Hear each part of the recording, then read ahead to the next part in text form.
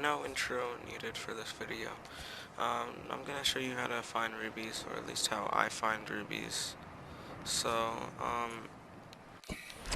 rubies are very useful. Now, you're gonna wanna head towards, Life Pod 12, or, in between northeast and east. I don't know if it's going to become nighttime. But, yeah, you just wanna go over here. It's pretty far away. I do recommend, at least mark one on your Seamoth. I don't recommend bringing a Cyclops, or, yeah, I don't recommend bringing a Cyclops. A prawn suit would work, but I do recommend the Seamoth, Mark 1 depth module. There is a bit of radiation, if you haven't cleared out the radiation from the Aurora yet. So, I do recommend doing that first. So, as you can see, we're going pretty deep. We're already surpassing 100 meters. This is the safest way for me. There is a couple dangers there. There's, two hostile enemies that I know of, and that's the bone shark and the electricity dudes. I can't remember their names. Mushroom Forest is a safe place. Only threat there is bone sharks, and they're not too dangerous.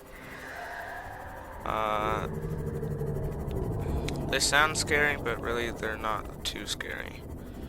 So, in order to find rubies, you know, you just gotta kinda go low and survey these walls here. See, there's already one here. It is a bit scary getting out, I will admit that.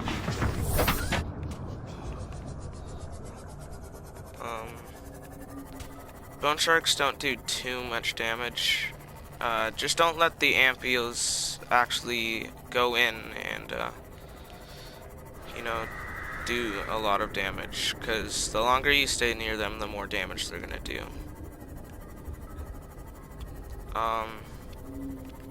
So yeah, there's a lot of them, but it's really easy to avoid them.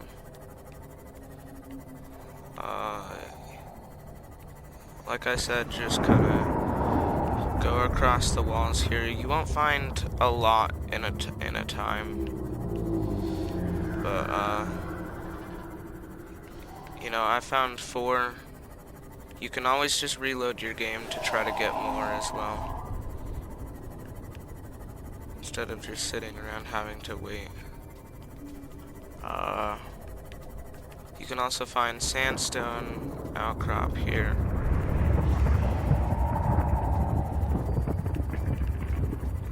Avoid that. Definitely avoid that.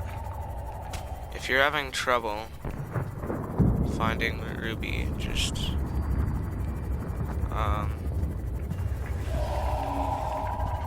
kind of just attempt to look around some more.